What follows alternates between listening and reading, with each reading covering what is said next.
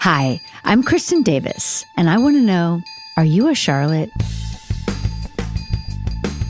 Hi, everybody. Welcome back to Are You a Charlotte? Today, we are going to talk about episode 104. It's in season 1, and it's called Valley of the 20-something Guys. And I love this episode so much, and I have a fantastic guest with me today. His name is Blakely Thornton. He's a super fan, and I love to follow him on Instagram. He's very funny, and TikTok, and he is... how he's known is your internet's mean best friend, which I find hysterical because I don't really perceive you as mean. I don't either. Like, honestly, Okay. that was a headline that Hunger Magazine gave me when I was like, Wow. This is my first inference of like speaking as yourself in an interview. Like, that's what you got from that. That's Got super it. interesting. Okay, because I personally would not describe you as that way, though what I do love so much about you, many things. First of all, super smart, extremely insightful, very funny, but also you just say it like how you see it. And there's not a lot of kind of layers or nonsense. You're not trying to please anybody. And that's very refreshing and wonderful. So thank you. I think my brand is, I call it see something, say something. I'm like, what? Oh, all right. I love it. I love That is what I it. feel That's about what we need at this time, I think, in internet land. Because, like, to me, you're not mean. You're just honest. Yeah, I'm like, I think there's no I always say like there's no value in not calling the thing. Because I'm like, what are we getting out of it? That's how we got here. We were all like, 100%. It's okay. Let's use euphemisms. Like, well, now. Right.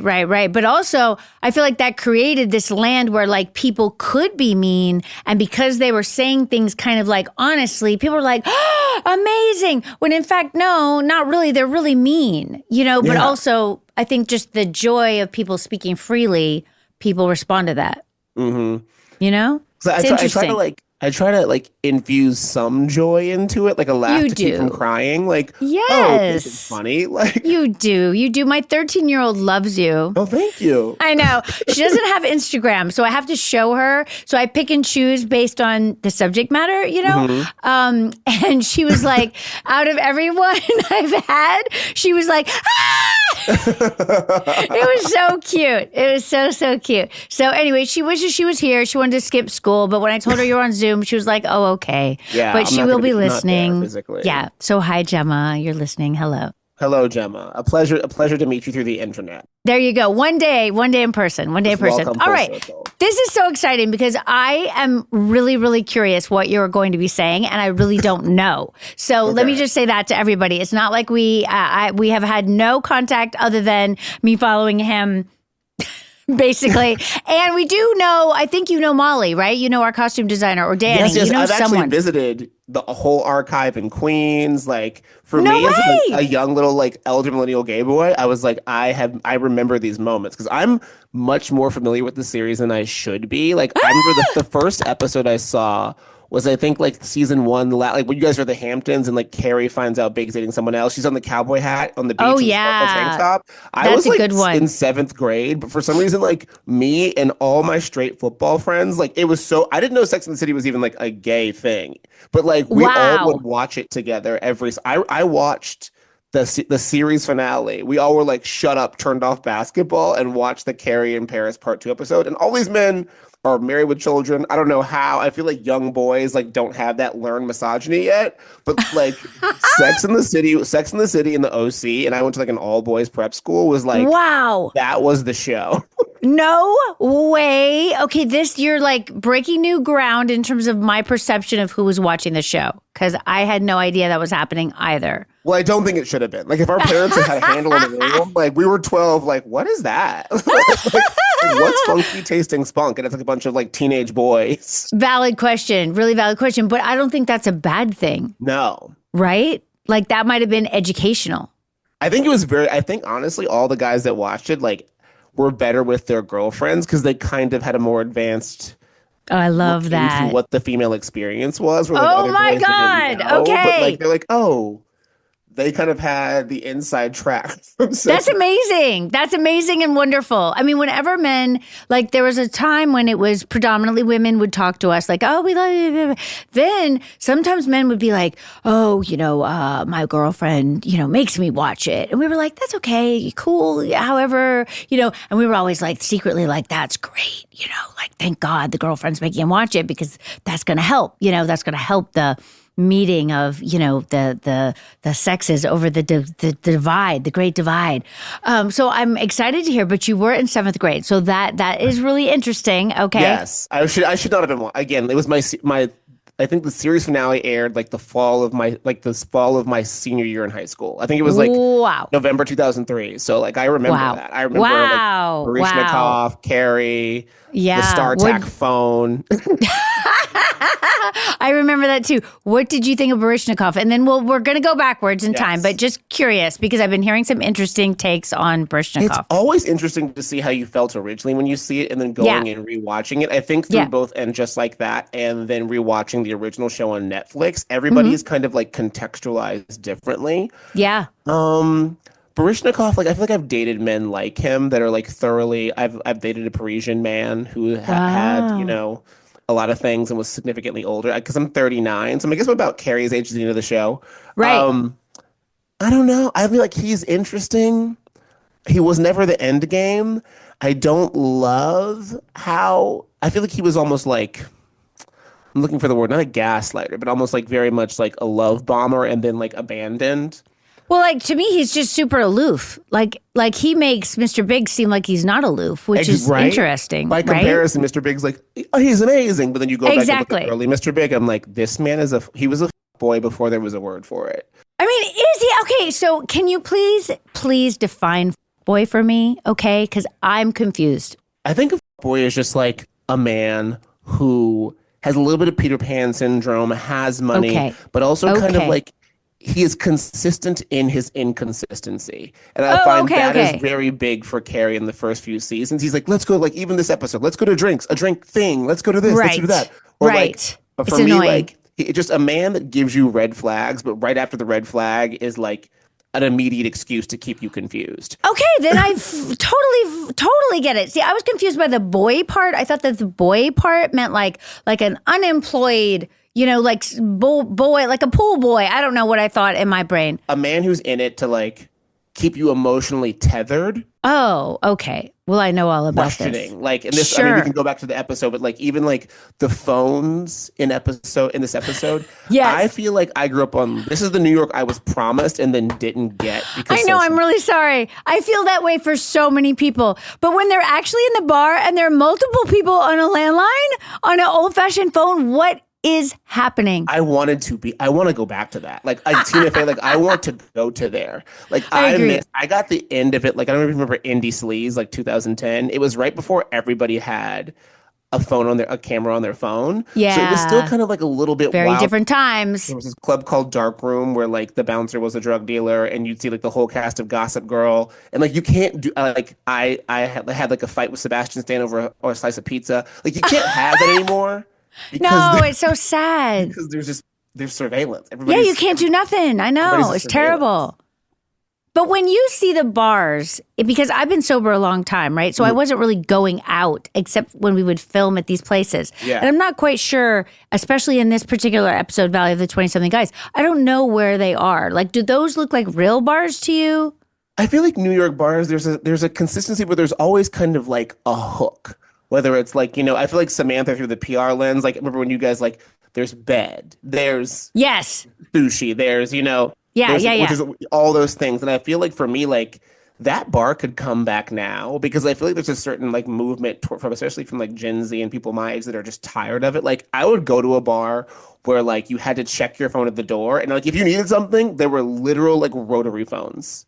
Which would be amazing. I would go. We should open that. It would be the hottest club in like Tribeca for like a year, It would be fantastic. I agree. It would be fantastic. I mean, my feeling now, and I don't know if this is shaped by where we film for And Just Like That, because when we came back to do And Just Like That, it was post-COVID, like just barely post-COVID, right? Mm-hmm. So anywhere wanted us. Like, it was shocking to us because it used to be that we'd have to kind of beg and plead and go through all these, hoops and pay huge amounts of money to get places because they were like, we don't know who you guys are in the beginning, right? But now the restaurants and the bars were like, please come, So we're filming at Daniel. Like, we never could have gotten into Daniel, it's crazy. So we're filming at extremely posh, extremely beautiful places, not where we used to film, Well, now also with the full circleness of of Sex and the City, of the movies, of and just like that, I feel like people who run these places have to be firmly aware of the cachet they get by you going there. So I feel like it must be a complete Thank God.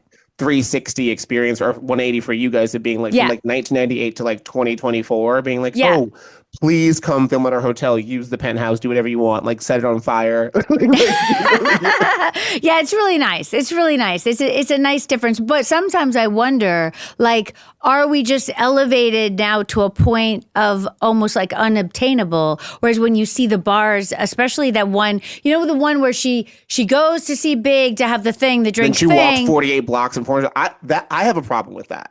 Okay. Really? As someone who's worn low, nobody's walking. That's she totally does. Sarah 48 Jessica, blocks in high heels in New York in fall. And there is a theme, okay? Because you remember after Big dies, she walks 80 blocks. She would totally do this. Sarah Jessica can totally do this. It's insane. 48 blocks in Manolos? I can't walk 48 blocks in driving loafers.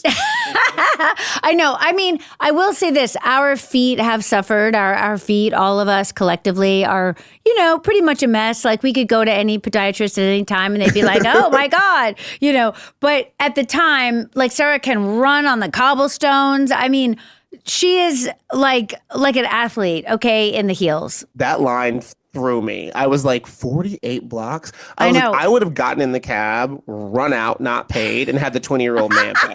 I'd be like, I know, oh, isn't my it cute? cab's outside. With the cash too? Because she's I left my cash. It's such a different world. She's I left my, I'm what do you mean you left your cab? Yeah, she got the cash There was out. no She put Uber it down. yet. No, there was no Uber. There was no, you didn't even pay cabs with credit card. No, I they still, wouldn't. when I get in a cab, I'm do I have cash? And I'm no, wait a minute. It's 2025. What oh my a God. weird world. We're Weird. Some establishments don't take it. I'm you don't take American money. Is this legal? I know. It's very discombobulating. Get rid of cash now. I'm when I have cash, I'm I need to find a place that takes it, because many a thing doesn't. I know it. It's troubling.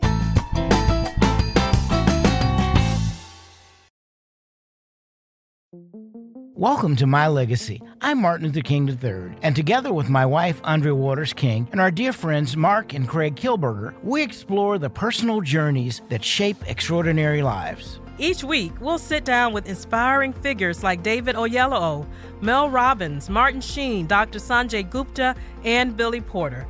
And their plus one, their ride or die, as they share stories never heard before about their remarkable journey. Listen to My Legacy on the iHeartRadio app, Apple Podcasts, or wherever you get your podcasts. This is My Legacy. I started to live a double life when I was a teenager. Responsible and driven, and wild and out of control. My head is pounding. I'm confused. I don't know why I'm in jail. It's hard to understand what hope is when you're trapped in a cycle of addiction. Addiction took me to the darkest places. I had an AK-47 pointed at my head. But one night, a new door opened, and I made it into the rooms of recovery. The path would have roadblocks and detours, stalls, and relapses. But when I was feeling the most lost, I found hope with community, and I made my way back. This season, join me on my journey through addiction and recovery. A story told in 12 steps. Listen to Crumbs as part of the My Cultura Podcast Network. Available on the iHeartRadio app, Apple Podcasts, or wherever you get your podcasts. I'm Tisha Allen, former golf professional, and the host of Welcome to the Party, your newest obsession about the wonderful world that is women's golf. Featuring interviews with top players on tour, like LPGA superstar Angel Yin. I really just sat myself down at the end of 2022 and I was like, look, either we make it or we quit. Expert tips to help improve your swing, and the craziest stories to come out of your friendly neighborhood country club. The drinks were flowing, twerking all over the place, vaping, they're shotgunning. Women's golf is a wild ride, full of big personalities, remarkable athleticism, fierce competition, and a generation of women hell-bent on shanking that glass ceiling. Welcome to the Party with Tisha Allen is an iHeart Women's Sports production in partnership with Deep Blue Sports and Entertainment. Listen to Welcome to the Party, that's PARTEE, on the iHeart Radio app, Apple Podcast, or wherever you get your podcasts. Presented by Capital One, founding partner of iHeart Women's Sports. The OGs of Uncensored Motherhood are back and badder than ever. I'm Erica. And I'm Mila. And we're the hosts of the Good Moms Bad Choices podcast, brought to you by the Black Effect Podcast Network every Wednesday. Historically, men talk too much. And women have quietly listened. And all that stops here. If you like witty women, then this is your tribe. With guests like Corinne Steffens. I've never seen so many women protect predatory men. And then Me Too happened. And then everybody else want to get pissed off because the white said it was okay. Problem. My oldest daughter, her first day of 9th grade, and I called to ask how I was doing. She was like, "Oh, Dad, all they was doing was talking about your thing in class. I ruined my baby's first day of high school." And Slumflower. What turns me on is when a man sends me money. Like, I feel the moisture between my legs when a man sends me money. I'm like, oh my God, it's go time. You actually sent it? Listen to the Good Moms Bad Choices podcast every Wednesday on the Black Effect Podcast Network, the iHeart Radio app, Apple Podcast, or wherever you go to find your podcast.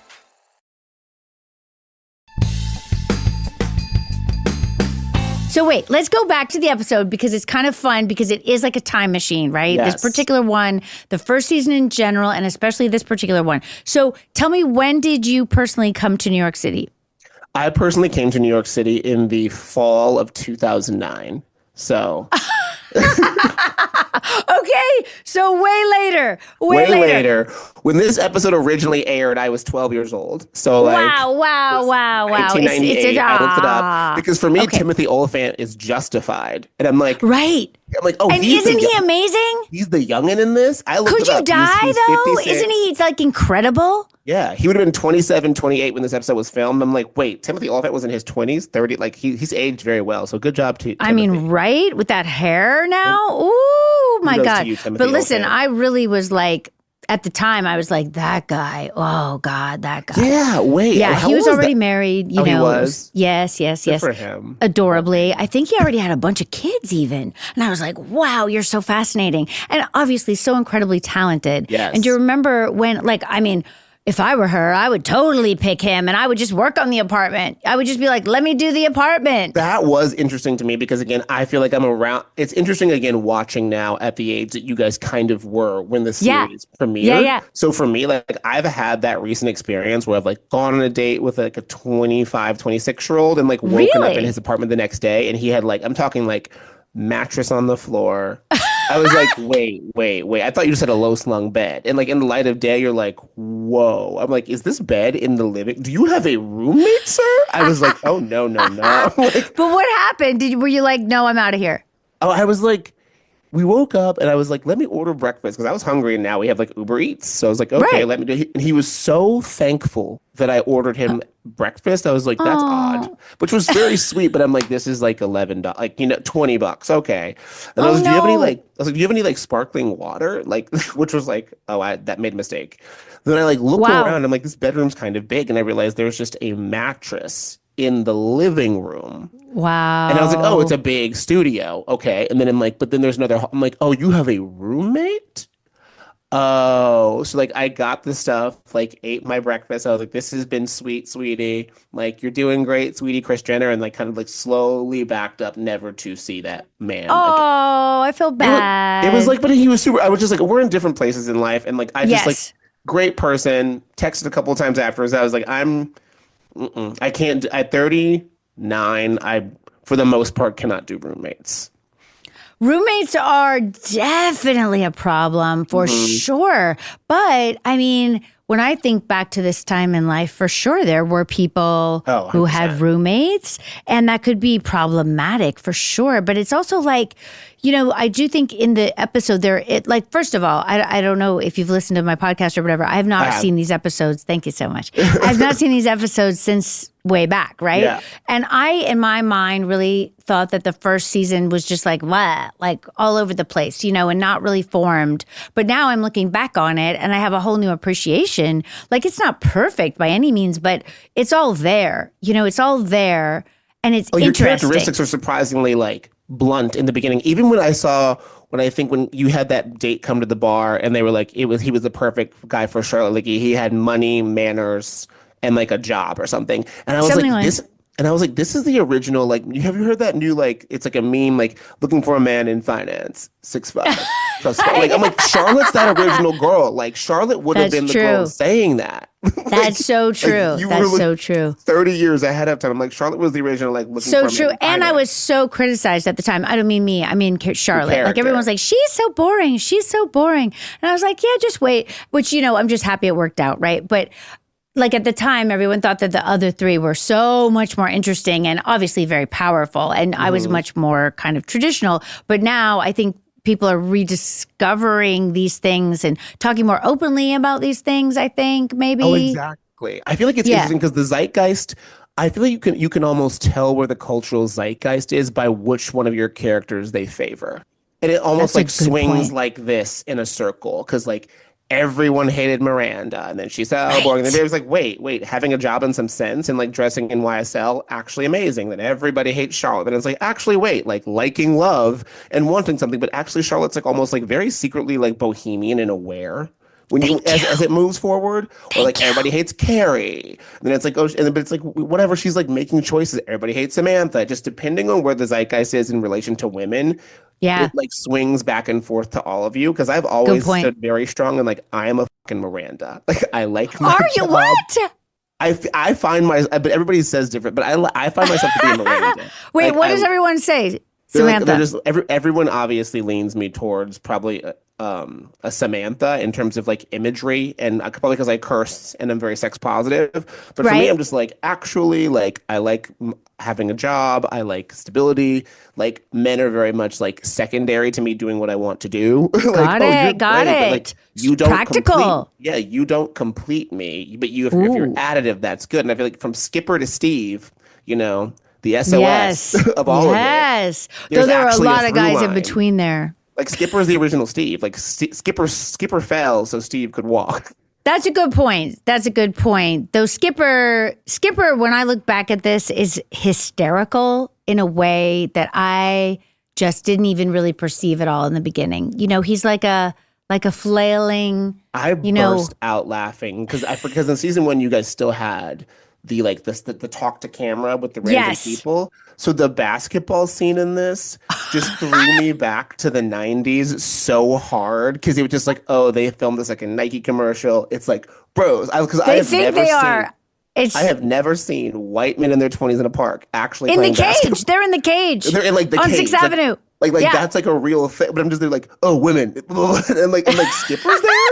Trying to make a basket. Oh my Skipper God. can't walk and chew gum. I know this for facts about that character. And also, I didn't realize, but I saw it again when I watched, that the guys in the bar, in the 20-something bar when she goes back, are the same guys on the basketball. Mm-hmm. Which is amazing. We were thinking in such interesting ways at the time. But they do say some crazy things. They say, that kid who's 17 says smart pussy.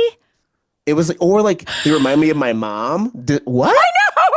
Oh my God. That's disgusting. Why would you go to therapy? And this is when we're I feel as a show that we're just trying to be aggressively non-judgmental. Do you know what I mean? We're just whatever these dudes say, we're not going to judge them. Whereas when I look at them, I'm they're awful. Oh yeah. Right? Awful. That's the 90s. Men are doing whatever. I'm these are horrible human beings. Right? And that was the dating pool. But that was also it's enigmatic. It's representative of the culture at the time. Yeah, it really is. Just the amount of times that, interestingly enough, even I remember the Chris Rock show in 2000 when you guys had just been on the cover of something together. Yeah. And there was literally some white male pundit actively calling you guys whores. It was so straight. Oh, this is what it was like. I was like, wait, what? I remember being like 15, like 1999, 2000. Was it Bill O'Reilly? And yes. Because Bill O'Reilly came up to me in an event and he said, you know, he's really tall, right? Yeah. And he said, if I ever see Darren Star, I'm going to punch him in the face. And I was like, huh? Commit a hate crime? Cool. I was just like, what's happening? And he goes, I can't believe what he makes you guys do. And I was like, you know, we really love our show. Like, we're fine. We're fine. Thank you, sir. You know, I was very confused. He was like aggressively critical. That's such a microcosm of culture, though. Like a crazy misogynist, like actually like verbally assaulting you about how they're going to help you. And you're like, I'm good. I know. And then like what happens with him happens with him. I mean, it's fascinating, right? It's fascinating. Right. It's very fascinating. The call's coming from inside the house, Bill. 100%. From the bar. So let me ask you this, though. Let's talk about Big and Carrie, because I need like outside interpretation. Because for me also, I'm looking back on it and I am kind of like amazed and confused a little bit about it. Like I wasn't thinking objectively at all about it at the time. I fully understood that they had chemistry and that was really what mattered or whatever. And also I think he looks a little sad, you know, like part of me, I just want to take care of him. But I mean, this is me / Charlotte, obviously. But like, I had forgotten the very slow kind of it was dance truly, they like, do. A very slow burn. It's very interesting. And I feel like that whole kind of like non-committal, again, like man boy. Because for me, like, I feel like in 2025, if you're a man in your 40s who's like divorced or makes money, it's like you need to like be able to be in tune with your feelings and say, I like you. This is a date. Like that's a low bar. But I feel like he was just like, oh, it's a drinks thing. Oh, and there really was a true cat and mouse. Even like when his friend came to dinner, and I was like, oh, but I love that Carrie did that. She was like, I'm goodbye. Smart. Like, are you fucking kidding me? Like, are you? I know. Like, she's so smart. But for a man in his 40s to pull that is like insane. And I'm like, it's probably more common than we would think. But like, oh, I think so. I think men do all kind of weird shit. But I also think that the person that's based on was a very, very powerful person in New York in the 90s, right? So we knew that. And it was written in there. And I don't know when you're watching it if you can really tell. But you know when men are at a certain level of money and power structure, they're just like, I can do whatever I want to do. And you're going to follow along, lady friend. Exactly. Because you're lucky, you know? But she's like, no, I'm not going to do that. Here's my money. Buy you some drinks. But she's charming about it. You know, well, like she's got game. I think that also might have been like, when I look back on it, a very like, the look on his face when viewed through the lens of their entire relationship, I think that might have been the moment where he decided to take her seriously, because it was actually an expression of self-worth. Totally. I feel like if Carrie stays through that date, like that's actually a really pivotal moment. If she's like, cool, I'll sit here with your divorced friend while he hits on people. Ew. Then you're very much like, that's a very clear bet, like, it's a tell of what you will and will not accept. And for her to be like, oh, you're with your friend? I'm not going to tell you how fucking stupid this is. I'm not going to tell you how incensed this makes me. I'm going to leave very casually with a smile, buy your drink, and let you figure out how dumb you look right now. Right. And I think that's the moment where like, he was she's amazing. Carrie's amazing. Just like, you know what? And she's like, and you can hear her in her head, like, am I confused? But like, it's actually like, we're getting the vulnerability of that moment as like the audience with the voiceover. But what he's getting is a woman being like, nothing, like in the most easy breezy, beautiful cover girl way, being she's like, easy I don't breezy. with this. Yes. And he's like, wait. Okay. I think like that in my mind, when I watched it back yesterday, it was like, that's the moment I think he kind of like fell in love, or the game became real. Because the first 3 episodes, he's an idea, he's a nickname, playing with her. Miranda can't figure it out, and she was number 1 in litigation. You know, she's like, Miranda's confused by him. I love that. Yeah. And then she's like, no, thank you. And he's like, oh, okay, cool. And then they see each other again, and then she's walking away, and she's like, oh, it would have been so cool if I didn't look back. Exactly. Which is also so good. But I mean, the other thing that I think when I'm looking at it is like their chemistry is so strong. Mm-hmm. Do you think that? I think they were definitely like whatever version of quote unquote soulmates there are. Like when I look at it now at my age through it, like I think the women are each other's soulmates and the men are additive to their lives. I think it's actually a love story between 4 women in reality. Like it's an expression of platonic love, which makes the Sex and the City ironic aspect of it. Yes. But their chemistry is super strong as like actors, as characters. You know, there's something where like even the way he just keeps orbiting her in the opening, like we saw each other at a bris, we saw each other at this, and then we finally decided to it made me miss the meet cute, because nowadays it's like somebody follows you on Tinder or Instagram. Yeah, and then I know. And we don't even have rom-coms anymore. Really. Yeah. Yeah. I mean, the only rom-coms they're making now are like older women, younger men, which I'm so fascinated by. So fascinated by.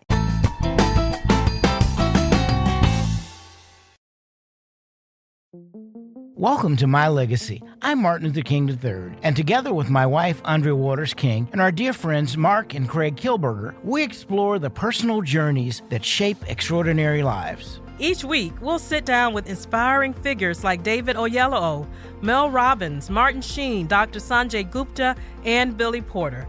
And their plus one, their ride or die, as they share stories never heard before about their remarkable journey. Listen to My Legacy on the iHeartRadio app, Apple Podcasts, or wherever you get your podcasts. This is My Legacy. I started to live a double life when I was a teenager. Responsible and driven, and wild and out of control. My head is pounding. I'm confused. I don't know why I'm in jail. It's hard to understand what hope is when you're trapped in a cycle of addiction. Addiction took me to the darkest places. I had an AK-47 pointed at my head. But one night, a new door opened, and I made it into the rooms of recovery. The path would have roadblocks and detours, stalls, and relapses. But when I was feeling the most lost, I found hope with community, and I made my way back. This season, join me on my journey through addiction and recovery. A story told in 12 steps. Listen to Crumbs as part of the My Cultura Podcast Network. Available on the iHeartRadio app, Apple Podcasts, or wherever you get your podcasts. I'm Tomer Cohen, LinkedIn's Chief Product Officer. If you're just as curious as I am about the way things are built, the insights behind what it takes to create a world-renowned product, then tune into my podcast, Building One. There's so much to learn, like how Patagonia innovates with its supply chain. We had to go out to farmers and convince them. It was really damn hard. Or the way Adobe thinks about the first interaction somebody has with Photoshop. I was always so fascinated by how people navigate and find their way. Ever wanted to know how Nike builds emotion into the Jordan brand? You have to be obsessed with the current state of the human condition. And it doesn't stop there. What about how Glean reinvented knowledge search with AI? You can learn about how a Michelin star chef is redesigning seeds for flavor, and how Pixar is nurturing a creative culture. Listen to Building One on the iHeartRadio app, Apple, or wherever you get your podcasts. I'm Tisha Allen, former golf professional and the host of Welcome to the Party, your newest obsession about the wonderful world that is women's golf. Featuring interviews with top players on tour like LPGA superstar Angel Yin. I really just sat myself down at the end of 2022 and I was like, look, either we make it or we quit. Expert tips to help improve your swing, and the craziest stories to come out of your friendly neighborhood country club. The drinks were flowing, twerking all over the place, vaping, they're shotgunning. Women's golf is a wild ride, full of big personalities, remarkable athleticism, fierce competition, and a generation of women hell-bent on shanking that glass ceiling. Welcome to the Party with Tisha Allen is an iHeart Women's Sports production in partnership with Deep Blue Sports and Entertainment. Listen to Welcome to the Party, that's Partee, on the iHeart Radio app, Apple Podcast, or wherever you get your podcasts. Presented by Capital One, founding partner of iHeart Women's Sports.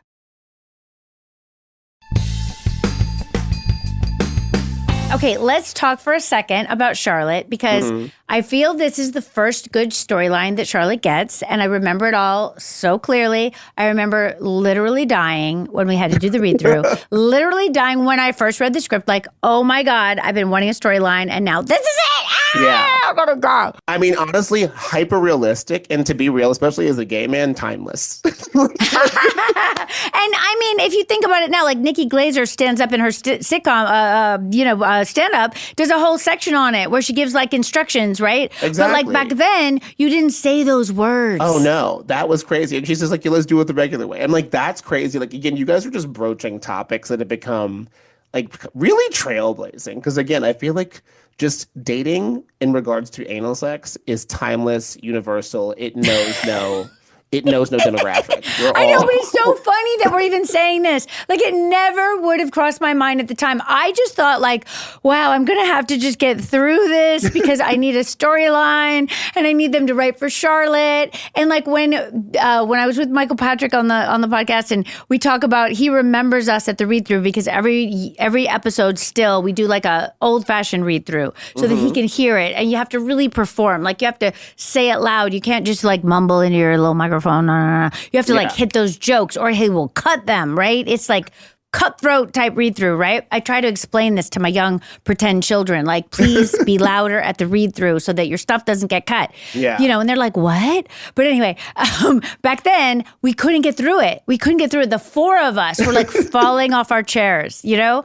Which has happened once since then when I had to say like some crazy thing to Harry and just like that. I can't even remember what it is. I blocked it out. But like the four of us sometimes just get the laugh so hard.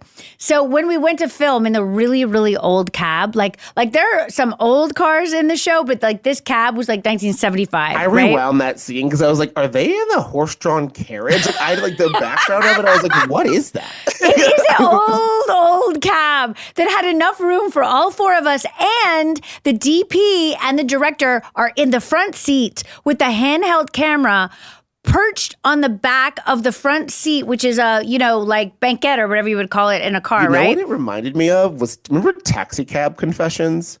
Yes! That might have been airing at the same time. But I think it was. But I was like, this feels like Taxi Cab Confessions. 100%. Another thing I should not have been watching and should not remember based on my age. I had forgotten about that. That was a good thing. That was fascinating. It was like that. So, and that guy who plays the cab driver is so great.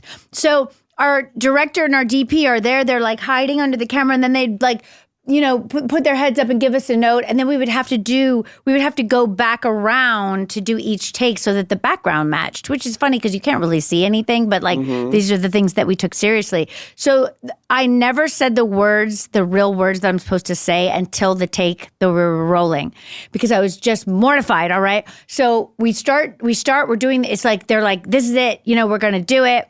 So we go to do it. I can't say the words. I f up my line because I can't say the words. And I was so embarrassed because then we had to go around the whole of the time. And Sarah Jessica's like, it's okay. It'll be okay. You can do it. And then, of course, we pick up each one. And then my reaction when she's like, we're going to go to, whatever Miranda's address is. And I'm like, no. And then they're like, we're going to Samantha's address. I'm like, no. Like, it's very funny and very Charlotte, I mean, it is. It very much was.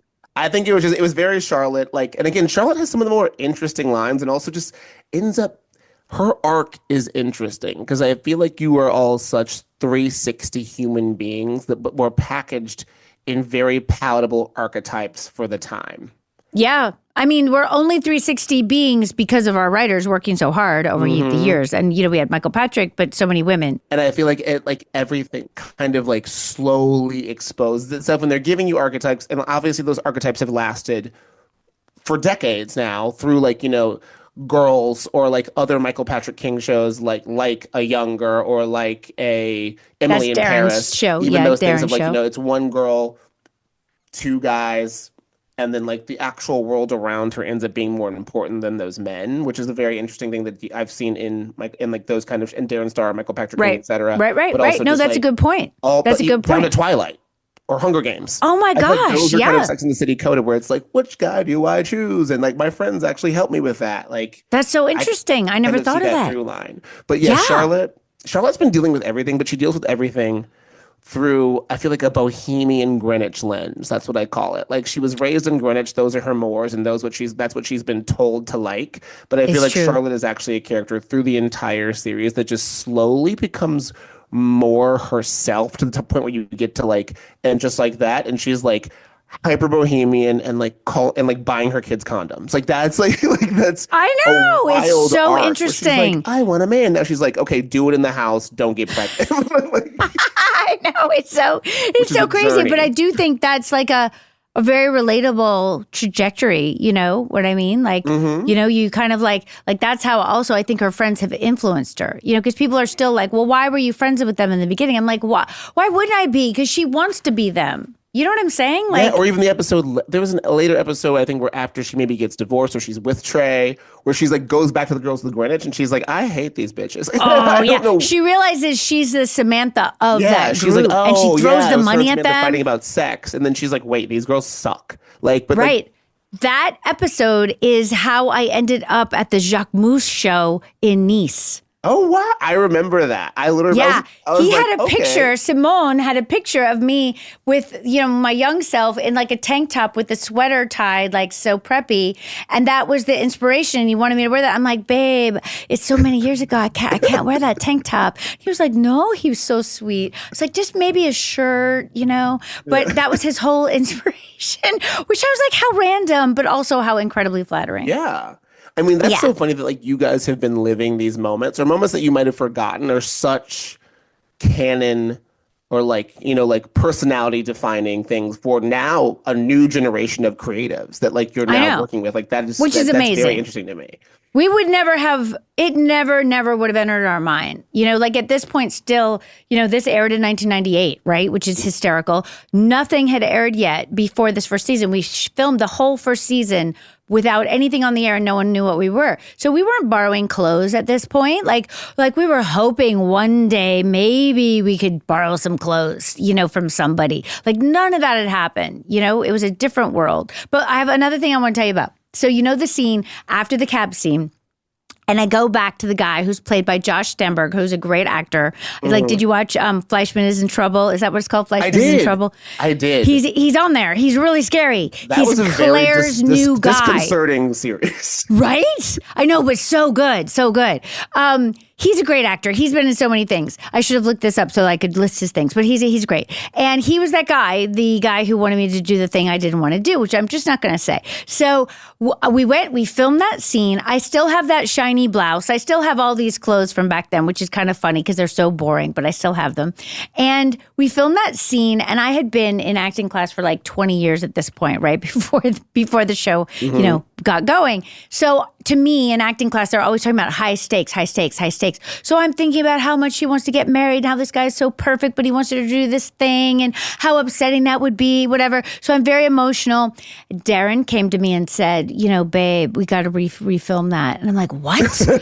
Like, I think it's the only time in my life I've had to reshoot a scene based on my performance.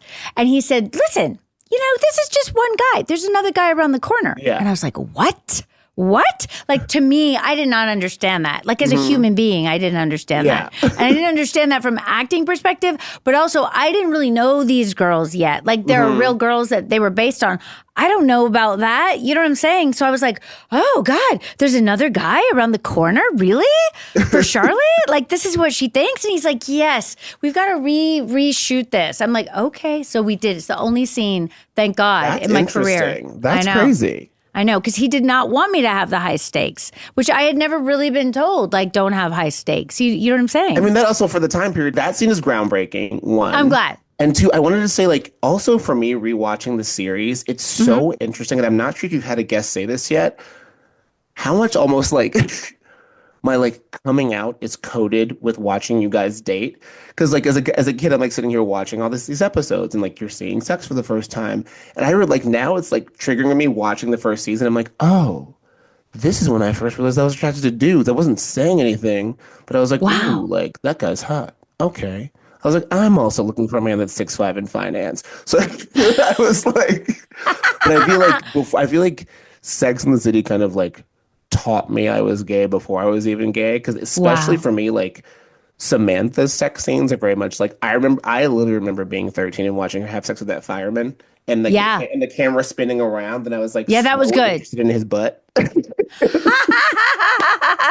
Glad we could be of help. You know, so there's so many levels. I feel like everybody, like, I'm sure you hate hearing people say, like, oh, we grew up with you, because we're still, like, experiencing it. Like, nah, I don't mind. I still need my LTW Charlotte spinoff. I just want you guys as crazy, like, Spence moms like going and doing things. Like That'd be great. Oh, you're gonna love the first episode then when we come back.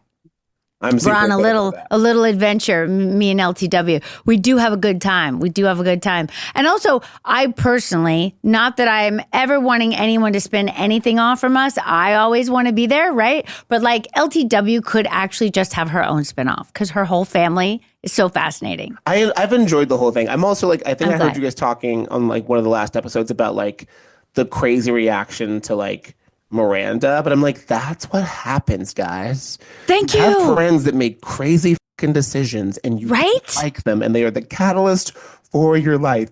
Even like Charlotte, I remember when Miranda first gets with Che and you're at the picnic and you're like, huh? So explain what is happening with you. But I think that's what I would like. Again, that's just Charlotte in that growth, calling the thing. Like Carrie will be pithy, right. She'll still make a punch, but Carrie's not going to cut through and be like, what the fuck is going on? It's true, but can I tell you about that scene? So Cynthia was directing that episode, which is so crazy to remember, right? Mm-hmm. So she's in it. It's a big episode. She's also directing it. So when I read that scene, I thought that Charlotte was being like kind of supportive, but gently questioning, like how she does sometimes. Like, Are you sure? We get there and Michael Patrick's like, yell at her. I'm like, what? What? We're down in Battery Park. And he's like, yell at her. I'm like, I can't yell at her. I'm so scared. She looks so mad. Like, she looks so mad at me, And, we have lost all boundaries between our personal and professional selves, right? Yeah. He's like, no, you got to yell at her because this is shocking. And I'm like, you're right, I guess. I mean, I thought it was all very exciting, but that has more to do with me, I guess, right? That she took this big leap, Obviously, not everybody feels that way, and people still have very strong feelings about it. Very strong Incredibly feelings. Strong. It's crazy. But I also take that as a compliment. Like, we're 30 years later almost, and people have strong feelings. Hallelujah. People do feel, I think it's got to be interesting for you almost like, and I'm sure we'll discuss it in a later date. I'm sure I'll meet you at some point in this life. Yay! You got to come to the set, babe. People feeling like they have ownership over you guys and what you do, or like something, like even like in the fan reactions, like even I'll admit the first season and Just Like That, I was like, what? I'm like, wait, actually, it's been 20 something years. Like there are going to be different people. There's going to be a different feel. Relationships change. So like if I'm also, people are often looking for, I think people don't like change. And I think all they have when you guys sign off, whether it was 2003 or the end of the second movie, is like their idea of what's happened to you.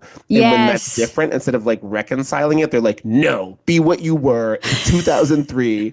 I know. I feel bad. But the truth is if we were what we were in 2003, nobody would want to see that. Exactly. That would be sad. You know? Yeah, no, we had to create something new, and we're just really lucky that we even get to do it in this crazy world that we're living in. You know what I'm saying? Mm-hmm. Like, we were lucky in the beginning, because in the beginning, we were old, That's what's also so funny when you rewatch. Like, we look like little tiny children.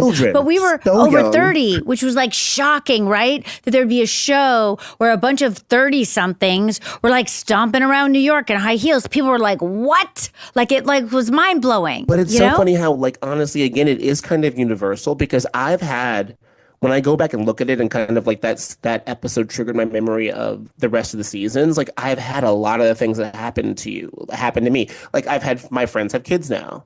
And I went in and I had a blood red Chanel boy bag, and then one of the little kids spilled yogurt on it. And I was like, oh no. I've never wanted to like throat punch a 4-year-old, but I was like, excuse me. And one of the moms was like, well, it wasn't the mom who was throwing the party was my friend, but it was the mom of the girl that did it, who was very badly behaved, was like, well, we don't expend money on like things like that. And I'm like, bitch, you live in fucking Brentwood. What are you talking about? Your house is $8 million American dollars. Like, totally. I'm gonna go light your Tesla on fire and see how you feel about that.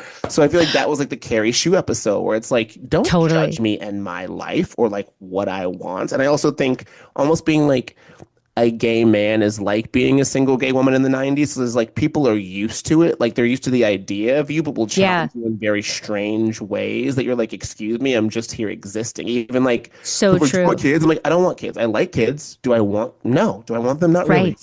And Right. I think that's very similar to what all of your characters are going through in different capacities, whether it's, Samantha being like, no, Carrie kind of evolving with it, Charlotte being like, this is the goal, Right. And, Miranda just kind of having had one, like, oh, well, here we go. Whoopsie daisy. Right. Now I got to raise a kid. Now I have a Brady. Totally. And I also think, like Michael Patrick talked about, he really felt at the time that he came, 1997, that being a gay man, like he felt the other in the way that we single women at the time felt the other. But I still feel like it's not that different now in a lot of ways. I think it's like, it's a very similar energy you get. And I feel like it's the energy of just basically like straight men not understanding you. And looking at the entire world through their purview and being like, oh, you don't want this. It's almost like straight men are like Miranda Priestly, like, everybody wants to be us. And we're like, no, we don't.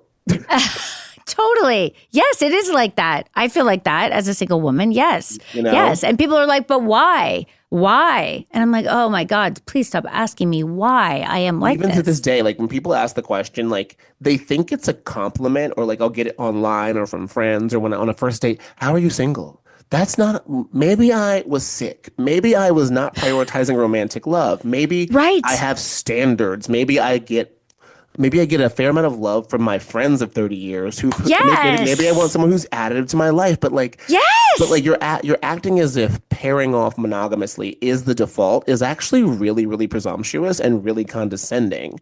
And I think that's why the spirit of the show continues on, or like it has been so seminally like forced in people's lives. It's almost like you're getting 4 versions of like being yourself, of like authentically being yourself, and having friends that don't judge you.